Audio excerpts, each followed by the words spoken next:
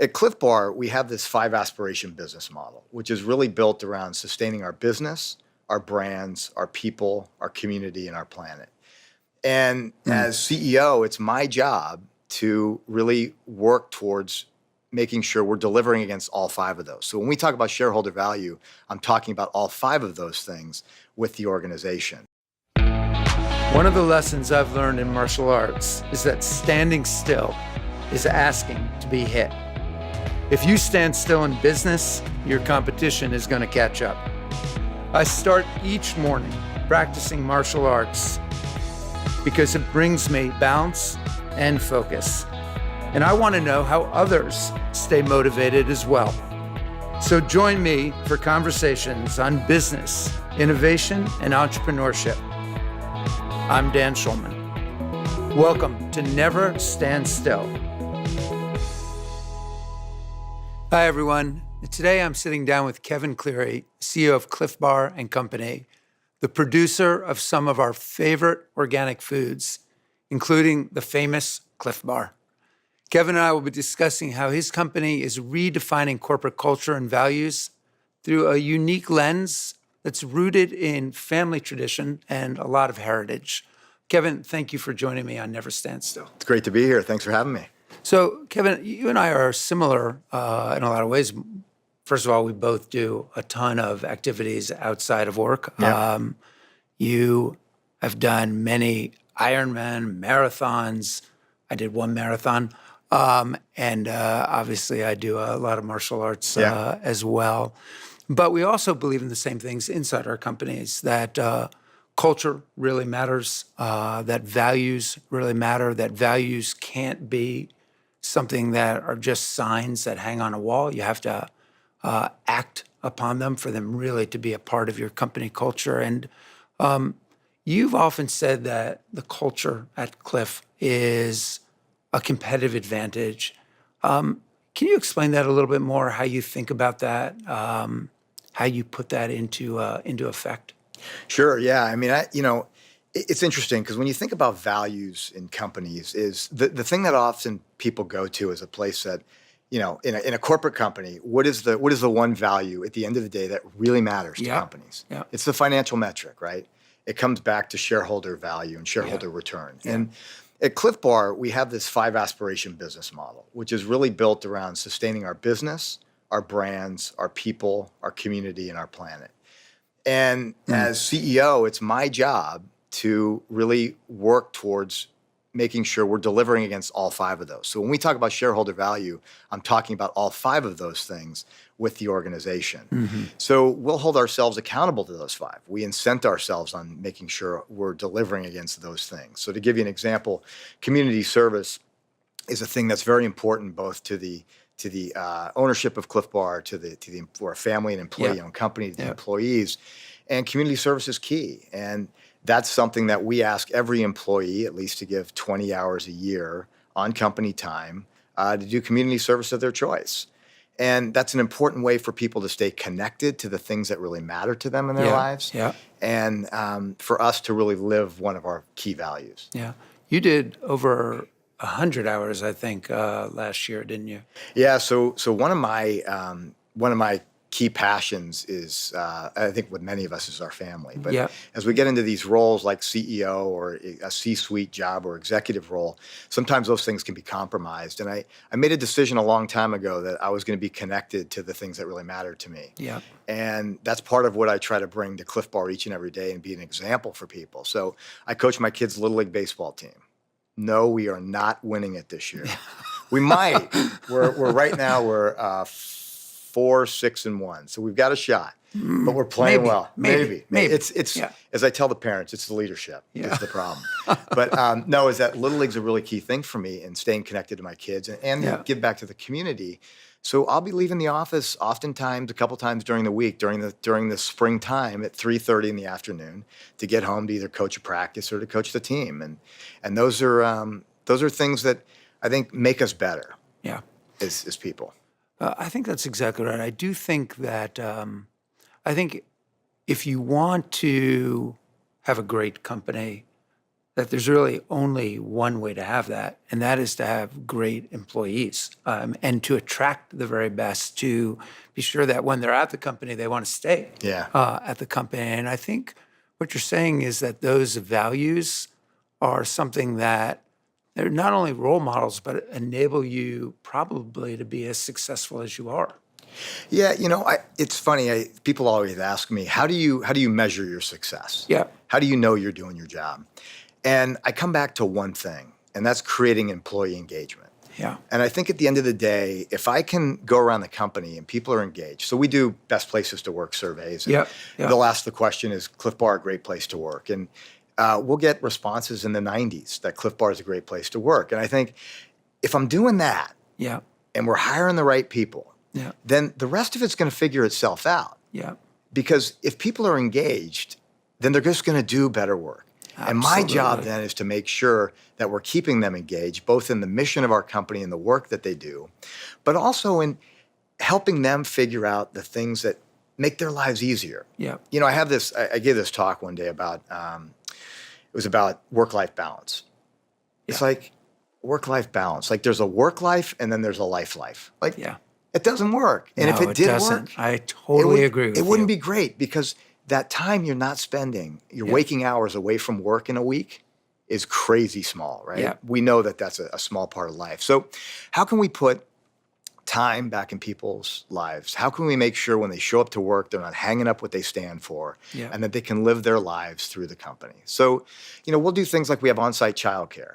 So you'll see their kids in there in the morning, you'll see Yeah. them there at lunch, you'll see them there in the afternoon, and it's a way for people to stay connected. We'll have an on-site gym where people can work out, and we have trainers that are Clif Bar employees that help you out, and we pay them a half hour a week to do that. And there's all sorts of things that we're able to offer dogs at work that help people Yeah. stay connected to the things that really matter to them. And again, I think that it just creates an environment where people do more and Yeah. give more. How much easier do you think it is, or do you think it's necessary that Clif Bar is a family business, and that's its roots and its heritage and its culture? Do you think if you were, for instance, public company that is reporting out every Yeah. single quarter, like, do you think there'd be a change, or do you think it would be basically the same kind of thing? I'm curious as to your thoughts around that. Yeah, I get asked that question a lot. Yeah. And it's and if I go back to when we started this model back in 2001. And the owners, Gary and Kit, they're our founders Yeah. of the company. And like I said, they're the family and employee owned. Right. And when they first decided to go down this model, they had just walked away from a $120 million chance to sell the company because our two big competitors, Power Bar and Balance Bar, at the time had both been purchased by these large companies.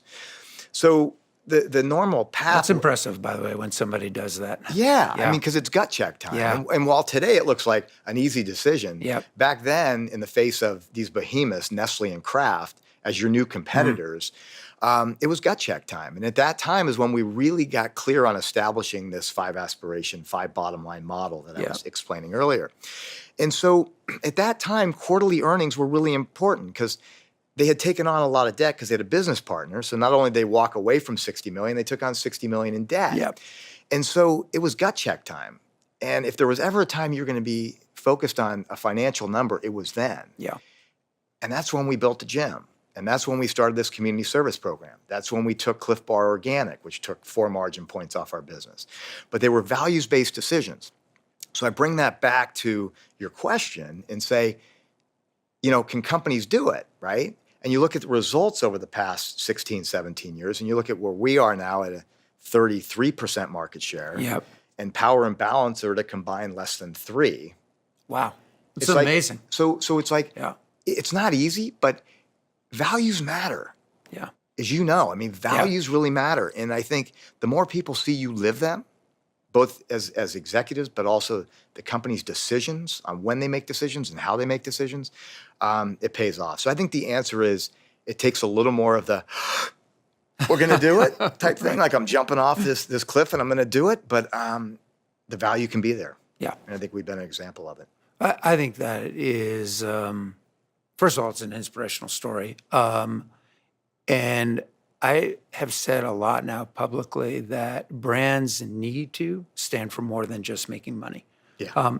And the reason for that is if your brand has a mission and a purpose, which yours clearly does, it attracts the very best talent Yeah. to you. And if that mission and that purpose is supported by values that align with that, and the employees see that the leadership of that company is actually acting on that, it's not an empty promise, but it is really how you live your life. I think it enables this this ability to not only be a force for good, but also drive disproportionate shareholder value. I don't think the two are in conflict. No, I totally agree with But that. I think traditionally people might think that. You've also done some other interesting things, which is you've done partnerships with other companies. You have an initiative called, I think, Good Business that where you've worked with other companies. Can you talk a little bit about how that came about? What was the thought process around that? Sure. Because most companies think about, it's just compete head on, but you have a different philosophy. Yeah, I mean, one of the things that as I talked about earlier was community is really important to our organization, and so we had been running a program called In Good. So we had this. We're sending employees to impoverished areas in Africa and India. This is way back in the early 2000s, and just to go out for a week or 2 weeks and do community service work and give back. And as we started to look through that model, we're like, there's an opportunity for us to really try to collect like-minded businesses, whether they're competitors or not, like-minded businesses together and go out and do more and be able to have a greater impact. So that's been our program here for the last 10 years. It's called In Good Company, which is all about working with other like-minded companies and putting people into these whether it's an urban farm in the Bronx, or it's in Stanislaus planting trees, or it's down in the Gulf Coast doing cleanup, or building homes in Arizona on the Hopi Indian Reservation. Whatever it is that we can provide back, and it has this really interesting dynamic, because what you'll hear back from people that have been on these is that they'll come back and tell you not that this was one of the best weeks of their working lives. They'll say it was one of the best weeks of their lives. Oh, that's great. And so it's a way for them to really give back, and they're these life-changing moments. Now, the other thing it's enabled, though, is for us to work with some of these other companies like King Arthur Flour, where we did at Washington State University. Through this program, we started talking to them about doing an endowed chair, doing organic grain breeding that would be, that would run for in perpetuity. And it was only the second of its kind in the U.S., and we were also a part of the first one of its kind. So it was just a neat way for us to combine our values together, both in community service, but also for organic agriculture as we move forward. So. Yeah. I think it is a trend as I look out, is as companies try and do more value-oriented missions, you can't do it all by yourself. There's just no way to do it. You have to partner with other companies and take the sort of the best of your platform and the best of their platforms, kind of put them together and offer a value proposition out to a consumer or to businesses that is better than if you just tried to do it alone. And I think you guys exemplify that. Yeah, and we realize that we're at the end of the day, our whole idea here and our whole mission is to say, hey, you can run a business based on more just than a financial bottom line. Like if you consider other things, you can survive and thrive in this world. And that's what our broader mission is. And hopefully we're able to help others out with that. And we're by no means perfect at this model. Right. It's like every day you're learning something new about managing it. But it really captures, I think, it captured my heart when I first came to Clif Bar. And I think it's one of the key things to your earlier point about why people want to work there. Yeah. So the company's been around for some 25 years now, which is incredible when you think about it. So you've seen a ton of change in those 25 years.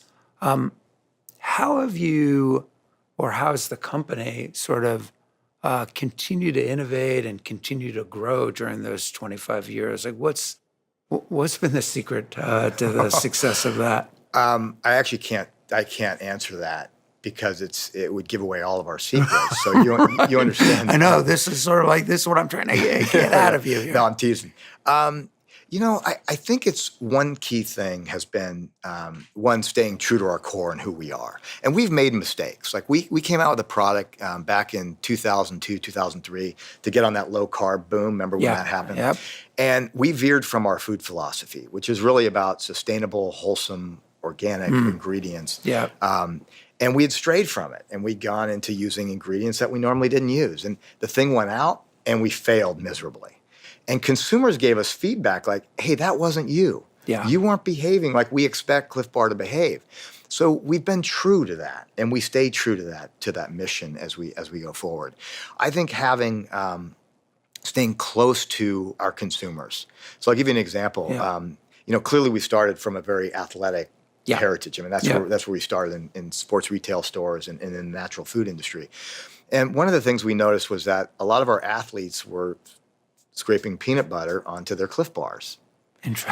And and now I'm not the sharpest tool in the shed, so it took me a while. It took the team a while to actually figure out what's going on here. So now we launched this product called Nut Butter Filled, which is a filling of nut butter inside a Clif Bar, right? Yeah. And it's been a really cool product launch, but that came from staying close and connected to the people in our community that really love our food and making sure that we're staying connected to them. So that's been part of it. And then also I think there's an authenticity that having our founders engaged deeply in the business has been able to really help us. Yeah. And then the last thing I'd say is just passionate employees and teams that really just get after the work and get it done. Yeah.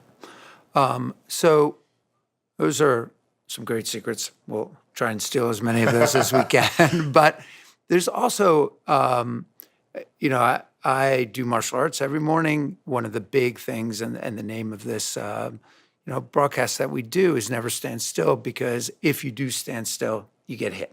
And it's actually not an easy thing to remember because your tendency is to just want to be right there in front of somebody and do that. So, but I find we learn the most sometimes when we get hit, and it teaches us a lot of lessons. Were there difficult lessons as well that you learned along the way in those years that you've been with the company and the years that you've been CEO? And what were some of those, and how did you get back on your feet again?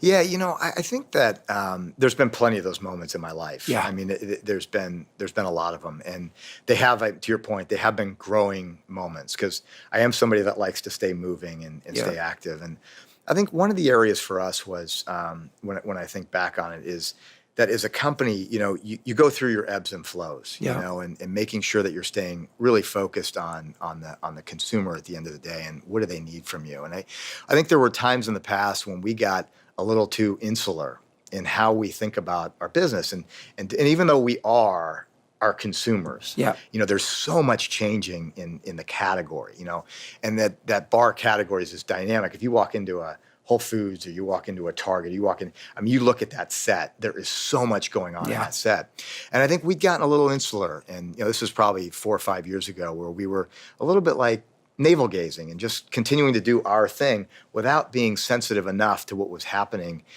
outside. And we actually, we still grew in a year, but we didn't grow as fast as I wanted to. We didn't keep pace with the category.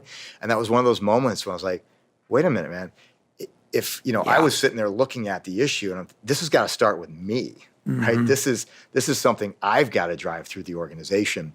And super proud of what the company's been able to do since that time and really been able to galvanize the organization and continue to move us forward. And, like I talk to the company all the time, those things are going to happen. Those things are going to happen. It's our job to make sure that we're catching them early enough and we're able to react to them. Yeah.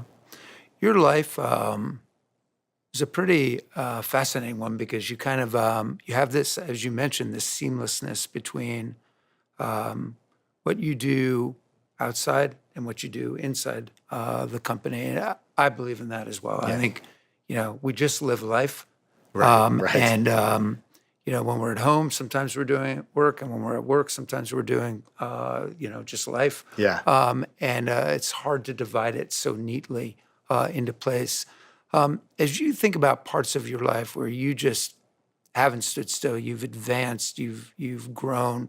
Can you talk about some of those episodes that have taught you the most as you've kind of continued to move forward? Yeah, I found myself a few years ago. I was at my career was Quaker Oats. Yep. Started there out of school. Well, let me go back actually a little before that. So, if you were to ask me today, say, Kevin, where did you get your where'd you go to school? I'd say I went to the University of California, Berkeley, and I got my master's at Kellogg Northwestern. And you say, wow, those are great schools. Yeah. And wow, that's really traditional way. I might say that. You might say that. No, yeah, depending on where you're from. Right, Exactly. Touche.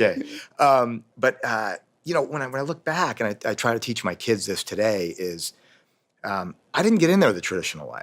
Out of high school, there was no way I had the grades or the SAT scores to get into Cal. Mm-hmm. It was a non-starter. I mean, it would have been laughable. So I went to junior college. By the way, this is why we're very similar. I got rejected at every single college that I applied to. Okay. Every single one. Right. So then I go to a junior college. Yeah. And if I'd had my act together, I would have gotten rejected. Yeah. I just didn't even have my act together as I was rolling out of high school, right? So I went to junior college, and I played football there for a couple of years. Mm-hmm. Then I said, hey, I want to go to Cal. So I went into Cal, walked onto the football team, and got into the school through that doorway, through the junior college, which was a much easier way. Yeah. So then about 27, 28 years old, I'm like, hey, I want to go back to grad school. So I take my GMATs, don't do so good. Right. And then I go back into, and then I apply, rejected from every school. So, okay, I'm going to keep working at it. So I go back to school, and then pretty soon I go to R.R. Donnelley after Quaker Oats, R.R. Donnelley, and I end up going to Kellogg through their executive MBA program. So my point is on that is where there's a will, there's a way. Yep. And the word I love, and the word I talk to the company about more and more today is about grit. Yeah.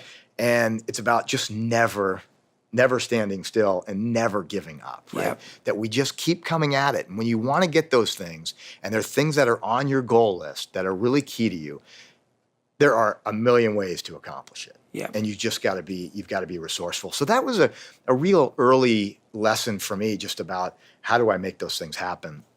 And then from there was, I was at R.R. Donnelley, and we were a printing company, Yep. and they still are a printing company. And I was in this situation where I was doing marketing. I was an SVP there for them doing marketing because we were trying to become more market driven. Yeah. So we purchased another company, or it was a merger. Their leadership team came in. They had a totally different view.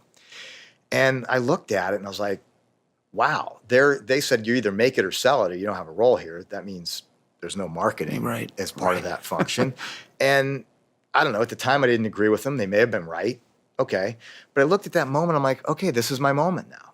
And that's what actually was the impetus that drove me to Clif Bar. Yeah. Was I had this opportunity to go to Clif Bar, and that was just constantly this need to be growing and to be moving forward with my life and my career. Yeah. I think it's a fantastic narrative of kind of a lot of what this whole talk is about. I always say when people ask me for advice and counsel, like, don't underestimate your potential, but don't overthink your next move either. Because basically, to your point, you actually always have to be moving forward. And sometimes people get so hung up on like, where am I going to be 15 years from now? Yeah. And it paralyzes their next move. The truth of the matter is none of us know where we're going to be 15 years from now. So you make the next move, you learn from it. It could be good, it could be bad, but you learn from it, and then that positions you for that next move that you make. I couldn't say it better myself. When I was at Quaker Oats, I left there in 1999. I was in Chicago. Every one of my friends is coming out here. Yeah. Right? For the .com boom. Yeah. For the .com boom. Everybody's heading out here. Where am I heading? Across the river to an industry that's been around for 100+ years, Yeah. right? It's like, Yeah. and people are asking me like, how does this make sense? And I wasn't really, I didn't put too much thought into it because I was going from food to print, Yep. but I learned skills there in so many different ways than I wouldn't have had I stayed at Quaker Oats. And that I learned new things that I think 4 or 5 years later enabled me to be way better at my job. Absolutely. And Yep. I am so excited to be CEO of Clif Bar. I carry this with me every day, and I could not have imagined anything better. But it wasn't preordained, and it No. wasn't pre-planned. And you didn't think about it and I didn't 20 think about years it. Like ago. it was just Yep. it kind of just kept coming because I was following my heart and following what felt right. Yeah. Well, that's a great way, I think, to end our conversation. Kevin, it was a real pleasure to Likewise. spend some time with you. And thanks for all of your insights. Really appreciate it. Thank you. Thank Enjoyed you. it. Yep.